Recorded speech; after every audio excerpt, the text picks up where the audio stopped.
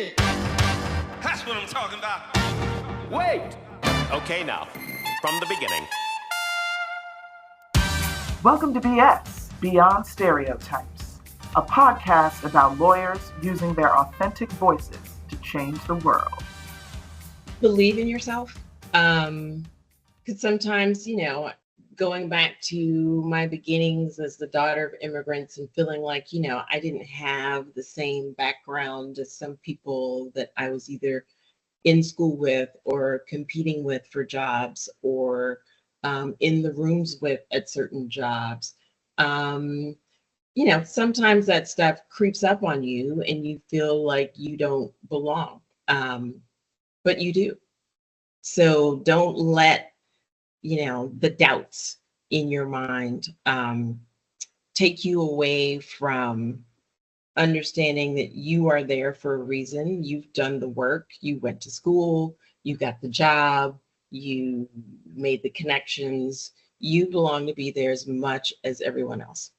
So keep that faith and believe in yourself.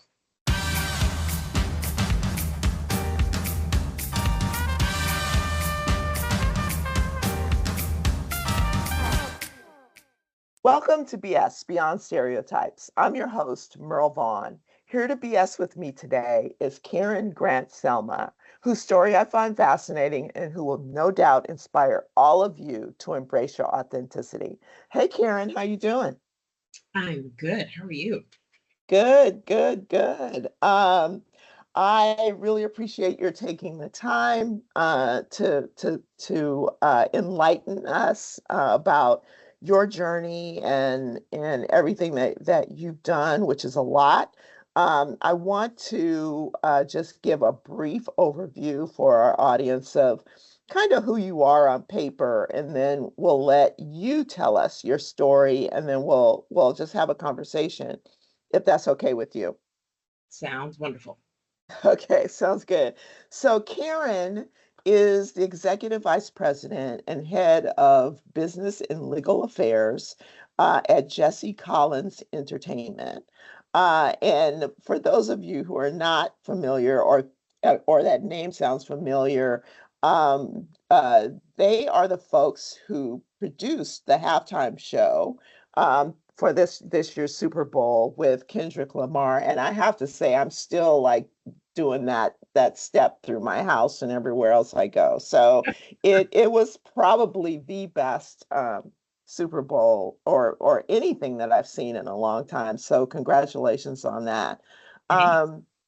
Karen received her undergraduate degree in business marketing from the University of Miami, and then attended USC Gould School of Law, Fight On, for her law degree. Karen is an AKA, and I'm sure you were very proud of your soror, Kamala. And so talking about your professional career, it looks like to me, and you can correct me if I'm wrong, that you started out at Del Shaw, and I'm assuming that that's Nina Shaw's law firm, entertainment firm. Absolutely, yes. Okay, and you were there for about 3 years, and then promptly went in-house into entertainment, and really I hit all the biggies. I mean, NBC, AMC, Universal, Live Nation, DreamWorks, and your last home before Jesse Collins was at OWN for 3.5 years, which is Oprah's production company, correct? Yes, the Oprah Winfrey Network. OWN. Yes. Oh, there you go. I never put that together. Duh. Yes. Thank you. Uh, so what did I miss, Karen? I mean, those are the highlights. Yeah. I mean, except for, a brief period of litigation, which was actually before working at Del Shaw. I never wanted to be a litigator, so I usually don't talk about that. Okay. Well, if you don't if you don't want to talk about it, we won't talk about it. That's our motto. Anything bad or or it was an unhappy period. It was a step in my sort of, progress. And was that at a big firm or a smaller firm? It was a smaller boutique firm, where I want to say maybe half of the 6 or 7 partners were all USC alums. So the Trojan Network was in full effect. Okay. Okay. All right. So what I like to do in the beginning is ask you to tell us your story. Everybody has a story, and there's nothing more telling than a story. And what I'm hoping that you'll share with us is kind of what your journey was, where you're from, who Mhm. raised you, who inspired you, how you ended up where you are, why Miami and then why USC and why entertainment. So I'll just give you the floor. Okay. Well, I actually was born and raised in Miami, the daughter of Jamaican immigrants. And when they left Jamaica, they settled in Miami. And so I grew up there, always encouraged to, as most immigrant families do, encourage their children to take advantage of all that is available in America. But never sort of, in a lecturing way, just there was just always this expectation to do your best, work hard, and do everything to, just do better than your parents had done. So in that vein, I was, always trying to figure out what I wanted to do. At one point, I remember in elementary school, I thought that being a teacher was a good idea, because I loved my teachers, I loved school. But along the way, my family was very artistic. My sister Mm, ended up in high school for the arts. I was going to audition for the high school for the arts as a dancer, but decided to just stay at a regular high school and do regular stuff like be a cheerleader and go to football games. Um, right. and so, and my mother had been an aspiring singer when she was in Jamaica and did pageants and that sort of things. And my older brother was a visual artist. So I was always surrounded by art, but somehow realized that being an artist could be a bit of a struggle and wouldn't necessarily, um, be the end goal for me. So I Hmm. was trying to think of ways to still be involved with art, and consider myself to be sort of a logical, sort of methodical kind of person. So started thinking about business. And then one day in my regular subscription to 17 magazine, I came across a woman who was a music lawyer for CBS Records, which eventually became Sony Music, in New York. And I've tried for quite some time now to find the archives so I could find her name. But this Hmm. woman inspired me to become an entertainment lawyer. Just, I had never heard of it Interesting. before. And when I read this article, I thought, oh, I love music, I love art. I love being sort of, the idea of being a lawyer. How, uh, who would have thought about combining those two things? So Hmm. based on that, I then decided I wanted to pursue music as a lawyer and was going to go to the NYU Tisch School of the Arts, because they had a business of music program. I was accepted and was trying to figure out how I could afford going to NYU, living in New York, paying rent in New York. I didn't own a winter coat because I lived in Miami. Who needed that? Right. Right. But with my family being, an immigrant family, we couldn't afford it. So, and I didn't get the financial aid that I needed to go, but I did get a scholarship to attend the University of Miami, which also had a music school. Um, but their business of music program, you had to be an artist of some sort in order to audition to be in the music school. So I couldn't do that part of it, but I had the tuition covered through the scholarship. So I decided to just go to the business school. And at Okay. first I was kind of upset about not being able to go to New York and do what I wanted to do. But, one of the things you learn is that sometimes the path is not what you want it to be, but you make the most of the path and the trail that's ahead of you. So I went to Miami. I studied business, ended up focusing on marketing.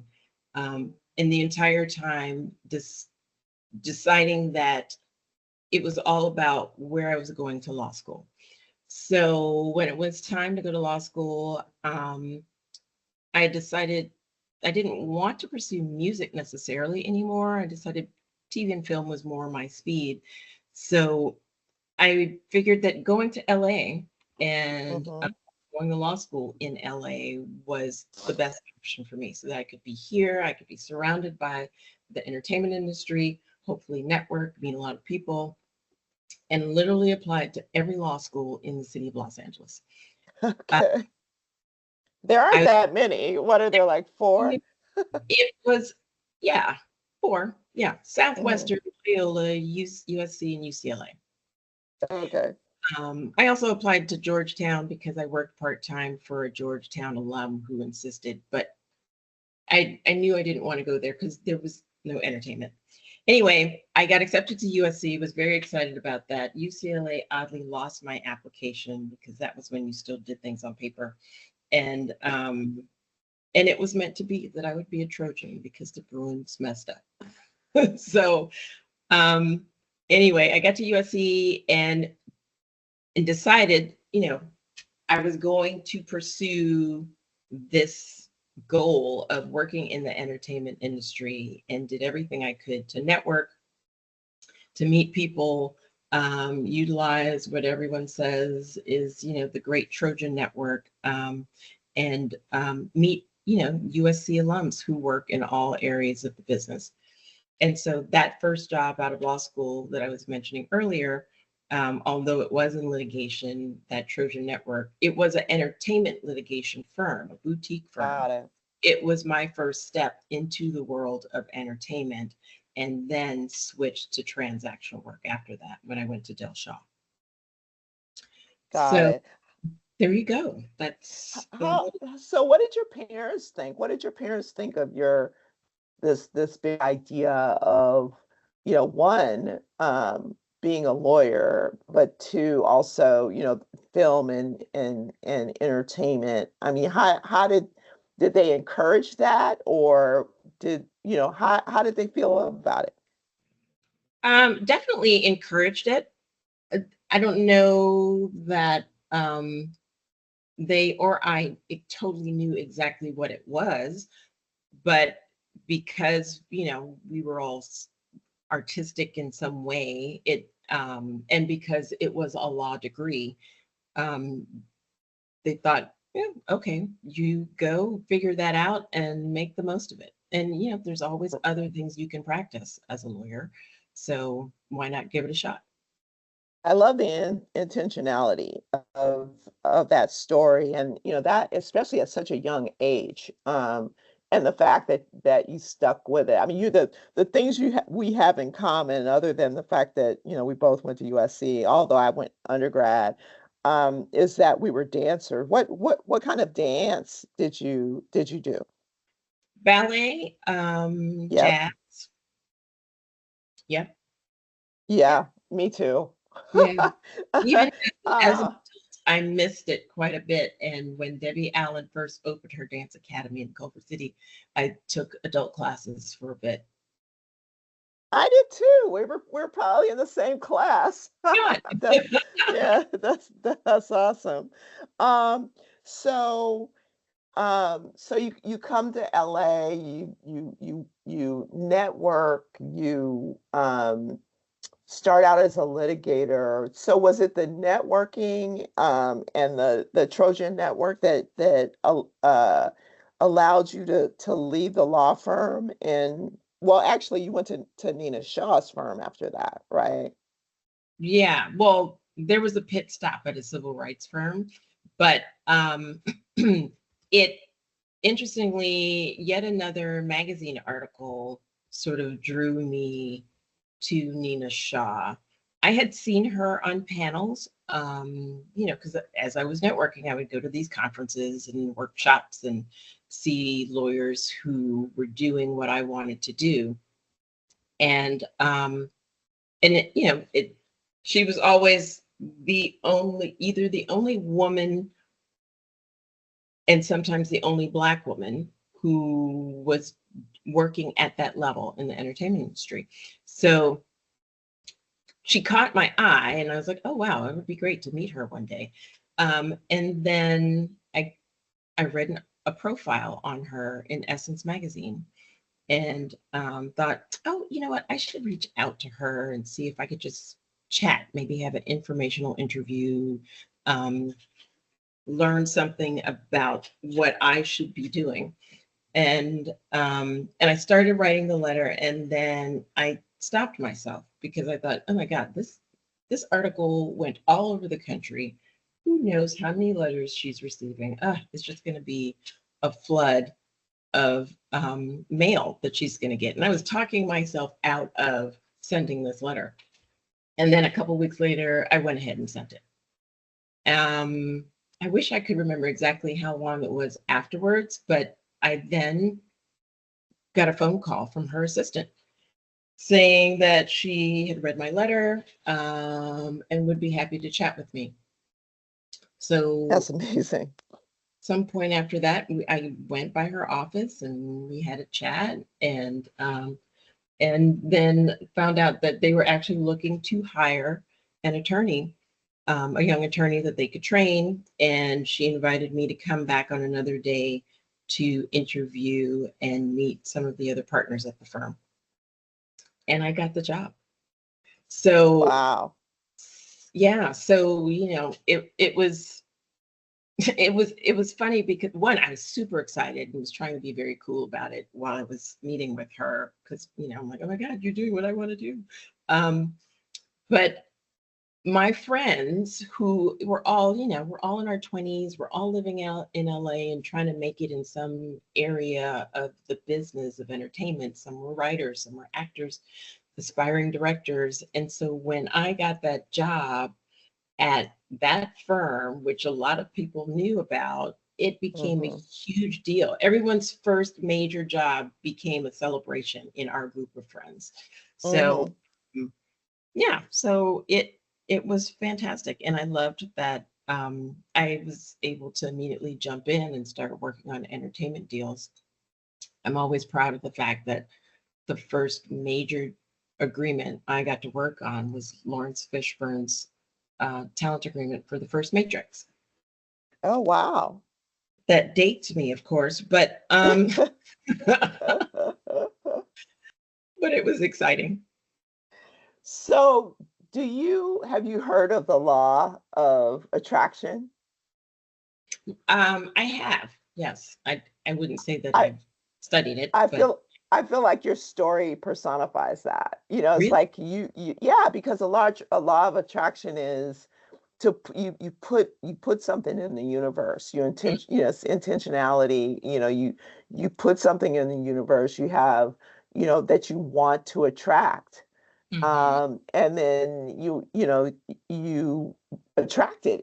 It finds you. You find it. It finds you. And it sounds like, and when I look at the trajectory of your career and the places that you've worked, you may not have realized that that's what you were doing, but I'm pretty sure that's what it was or what it is. Yeah, I was always very intentional about it, and it. But of course, it was never easy because getting jobs in the entertainment industry is a lot about who you know and your excuse me, your connections. So sometimes my network and my connections, um, I was always trying to build them because I didn't come from a background of knowing people in the industry. So Hmm. it was always, a little bit of extra effort to introduce myself to people and put myself out there, which was hard because even though, I was a bit of a performer, I was a dancer. I didn't have to talk to people. Right. It, and so in that networking, and I'm an introvert as well. So it was always fighting against my nature as an introverted person to do the networking that was necessary. So in terms of, this is beyond stereotypes, and we all have experienced them, either in the past or continue to experience them along your journey. You mentioned that you're an introvert. You mentioned that, you're a dancer. You love school. You're the child of immigrants. You're a Black woman. What would you say the stereotypes have been, or have you had to overcome stereotypes, do you believe? Um, yes, I feel like there's always some element of that. Most of it hasn't been overt. Um, and it's interesting, just, in comparison to the way the world is these days, where everyone is out and about their opinions on everything. I feel like every situation, most situations that I was in, was mostly just sort of implicit bias. Mm-hmm. Mm-hmm. People have them and don't always realize that it's coming out. So definitely in the combination of law and entertainment, there's, it's it's always a struggle for women and for people of color. And I feel like in many of the jobs that I've had, I'm usually the only woman and the only or the only person of color. I mean, until the last, say 5 to 7 years, but most of my jobs have been that. And definitely when I was younger, I would see the dudes getting together and going for drinks afterwards or Mm-hmm. golf. And I was never included in that. And not that they were saying, oh, well, you don't know how to play golf. We're not going to invite you. Just like, hey, let's go, blah, blah, blah. And the guys hanging out. So I had to learn, again, to put myself out there. I went and I learned how to play golf. Yep. Um, Me and too. invite myself to drinks and golf outings and things like that. Always basically just having to go the extra mile to not be forgotten, and be included. Yeah, and that's a struggle that, but and that struggle is real. Do you feel like you still have to do that, or are you kind of at a point where you're like, I should be doing it, but I'm not going to do it anymore? Where are you these days? Well, I definitely in my current job and my most recent prior job at OWN, I didn't have or feel the need to do that because in both of those positions, it was majority women or a significant number of people of color, and I didn't have to do that extra work to be included and considered and just part of the normal conversation. So yeah, I haven't felt like I had to do that for some time. So, in terms of the entertainment industry, it's gone through and is going through a lot of change. Mm. And I know that you were affected by that, at OWN, when I guess there were mergers, or the companies that owned these different production companies. Yes, Give us a little primer. I mean, where do you think the entertainment industry is right now? it's it's actually kind of sad to see where it is right now. I mean, on the one hand, it's exciting because there's going to be a lot of change because of technology and because of the way companies are either merging or splitting off divisions to create other companies. Lots of change in that way, but that change is also impacting a lot of the people who have worked in the business, and those mergers usually end up in budget cuts or layoffs because of redundancies and to find efficiencies. So I know so many people, and not just lawyers, who have been laid off in the last, 3 to 4 years, who are now trying to figure out, can they continue working in entertainment because there aren't as many jobs, there aren't as many companies to work for. So on that piece of it, it's kind of sad to see what's happening. But on the other hand, there's all of this excitement about how the industry is changing and how streaming has impacted things and whether AI is going to be a huge element, and figuring out the legal issues around that, and AI utilizing copyrighted work to create whatever the output is from the AI.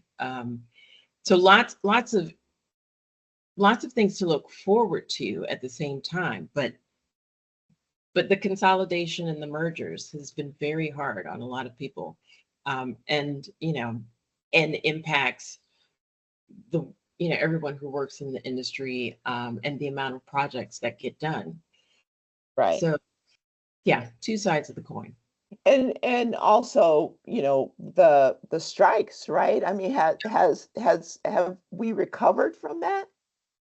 No, we haven't recovered from the strikes, and at the same time, because of all of these mergers and things, those budget cuts that resulted from those cut the number of projects even further. So the hope is that there will be some sort of turnaround and production will go up and there will be more projects and more jobs. But yeah, it's sort of a wait and see kind of situation right now. And I mean, you're fortunate because you're working for a Black-owned company, and I'd love for you to tell us more about Jesse Collins and the company. Um, and also, so I'm assuming you're not really affected by this anti-DEI, but are you? Is a question. But so that's a two-part question. Tell us about your company. Tell us about how awesome Jesse Collins is, and then we can talk about DEI. Yes. So yes, Jesse Collins Entertainment. Jesse is he actually started out as a disc jockey at a radio station, but aspired to work in television and managed to get one of his early jobs working on working with a company that produced live events and award shows. And one of those award shows was the Grammys and the BET Awards. And he started out as just, one of the young guys learning about the business and helping with particular segments.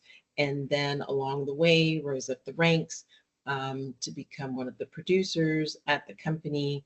And when that company came to an end, they sort of passed the baton to him to take over the BET Awards. And then he started his own company.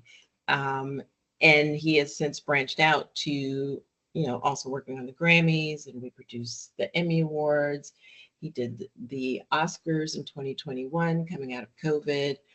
And now we've done the last, 4 or 5 Super Bowl halftime shows, as well as Beyonce's halftime show on Christmas Day for Netflix this past year. So he is someone who he he built his company on his own and has expanded it to the point where he needed to bring on lots of people to help him manage it all. And as well as those live events and award shows, also now expanding into unscripted programming and scripted. So Hollywood Squares on CBS is one of our shows, and we're happy to just receive news that there will be a season 2 that will hopefully shoot this summer or later this year, and add more shows to our list of productions going forward. But as a Black-owned company, and interestingly, I want to say all but one of our department heads are women. So a very diverse environment. DEI, I mean, the only discussions we're having about it is what's happening in other places. And Right. we don't have that problem internally, you know, because and you don't have, you know, you're not worried about any like fall it rolling over to your company, like, you know, a major company saying, oh, we're afraid to hire them because they're, you know, it's this diverse company. I don't know that we're worried about it at this moment. I mean, things could change because things change quickly these days, but at the moment we're fine, and we have contracts in place for a lot of the projects that we are working on. Time will tell when it's time to renew those contracts. So it's a wait and see. Yeah. Well, and also, you know, it's supposed to be a meritocracy, right? So, you know, it's not like you're getting DEI contracts. That's the myth there, right? You're not getting contracts because you're a Black-owned company. You're getting contracts because you're the best at what you do. Exactly. Okay, we maybe we should say that again for the people in the back, but and that brings me to, you know, the Super Bowl, and I mean everything about it. I mean, I watched that. I usually don't even watch, and for some reason I decided I'm going to watch this, and I was just mesmerized by the choreography and the visuals and just the content and the messaging. I got it in the moment.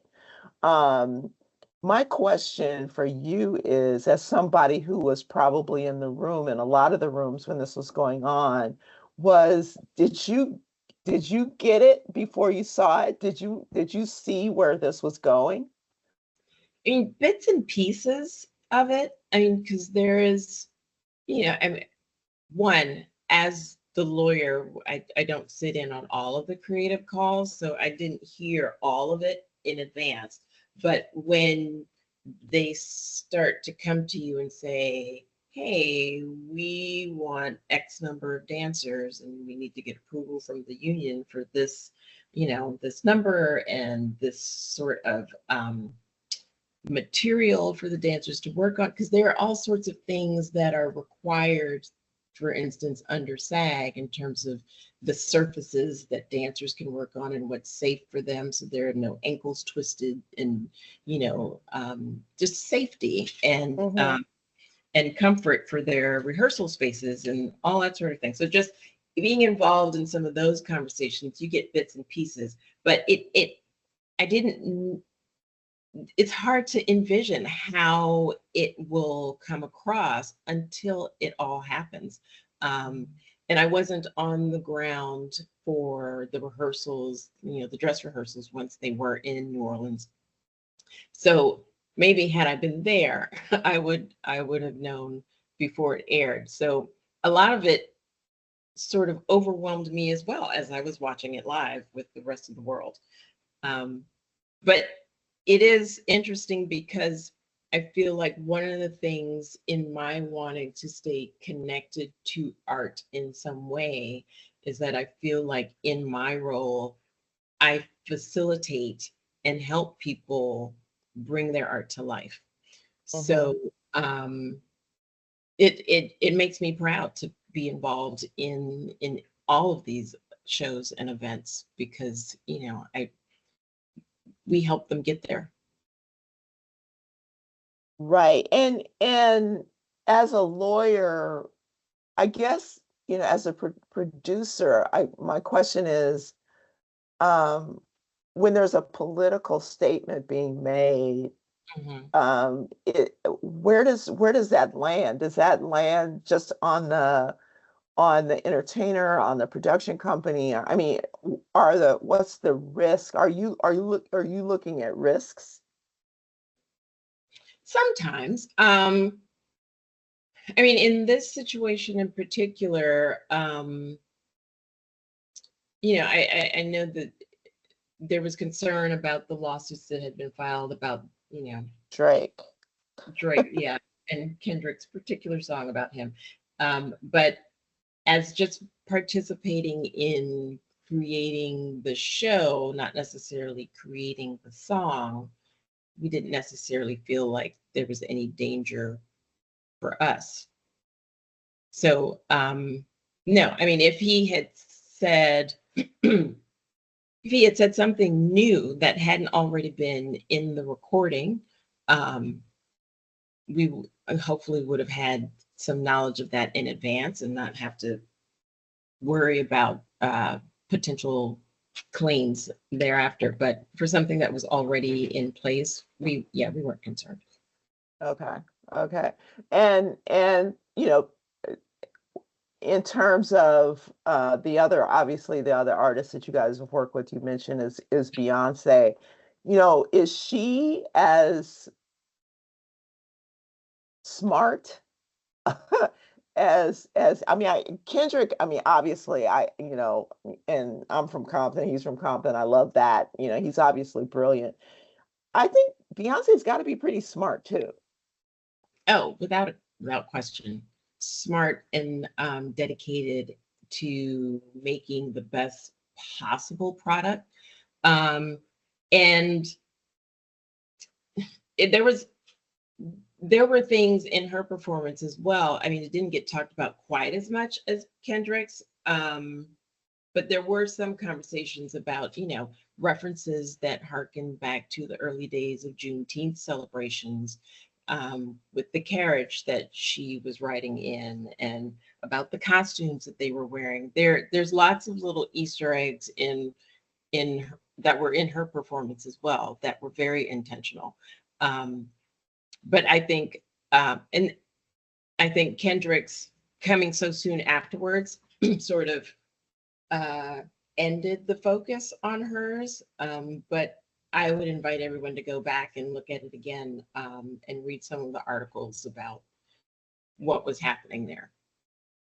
Well, I will definitely do that because I am not aware of that. So I will definitely do that.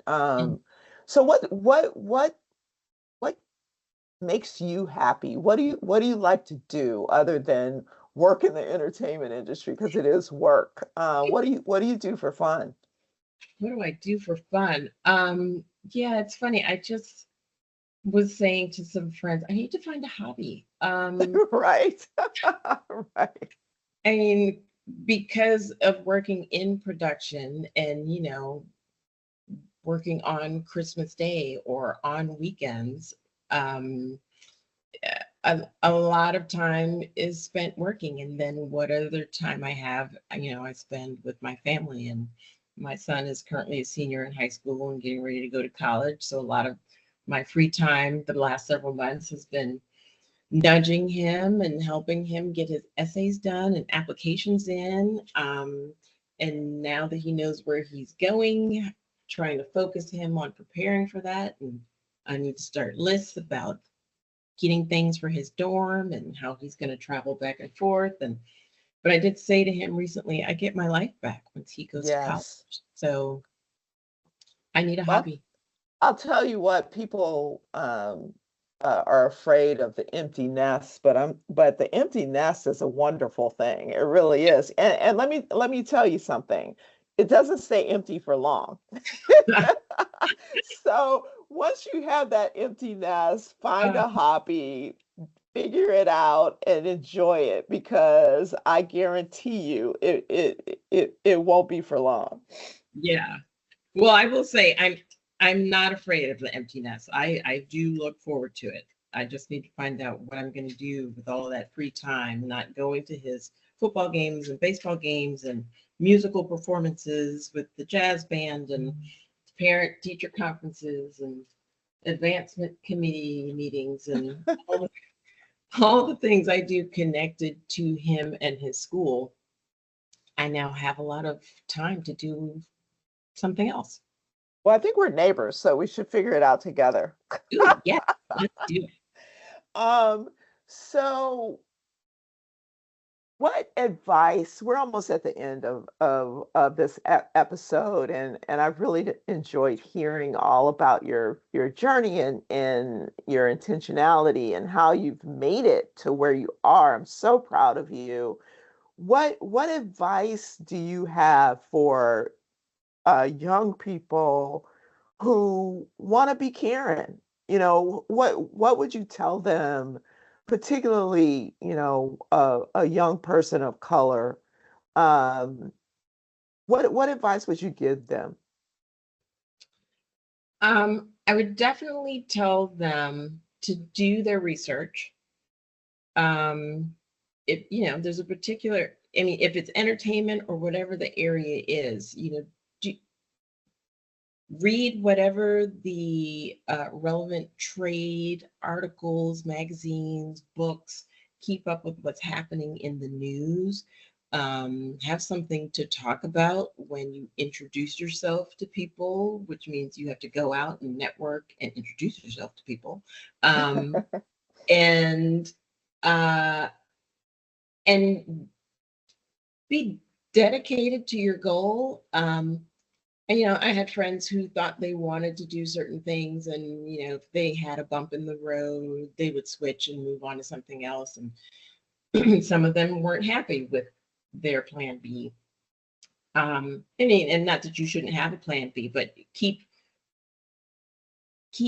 striving for what you want to do. I had bumps in the road. I worked in civil rights for a period of time when I couldn't find the entertainment job I wanted, but I came back to it because I knew that's what I wanted to do.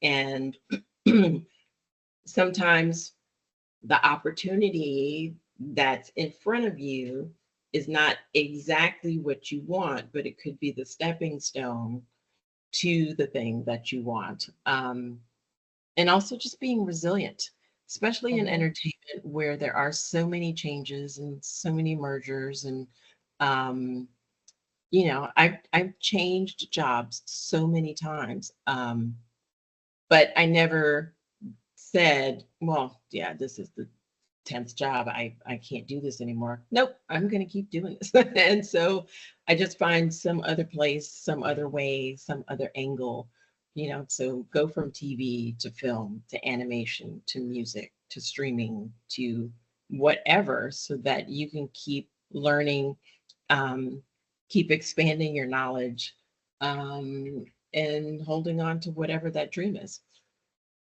And stay relevant, right? It sounds like to me that you have stayed relevant, um, irrespective of what the hurdles have been.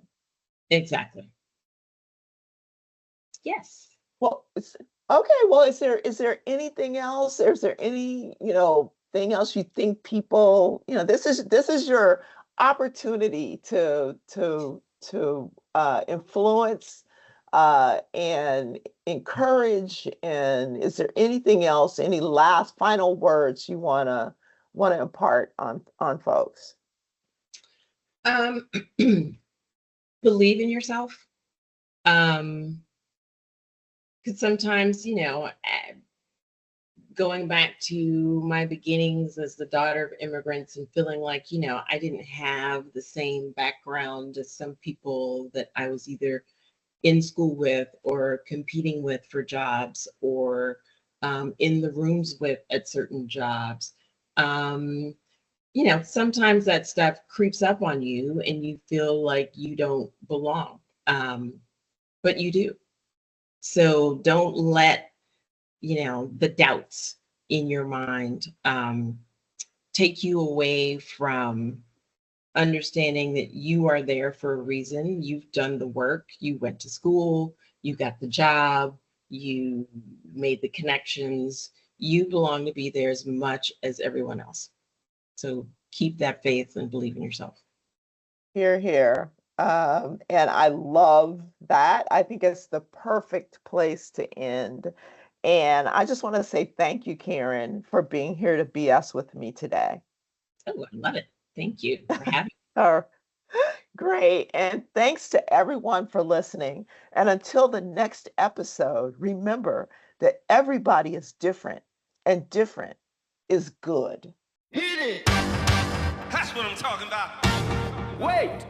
Okay, now, from the beginning. We hope you enjoyed the stories shared in today's episode of BS, Beyond Stereotypes. Join us next time when another authentic personality unleashes their uniqueness on the world.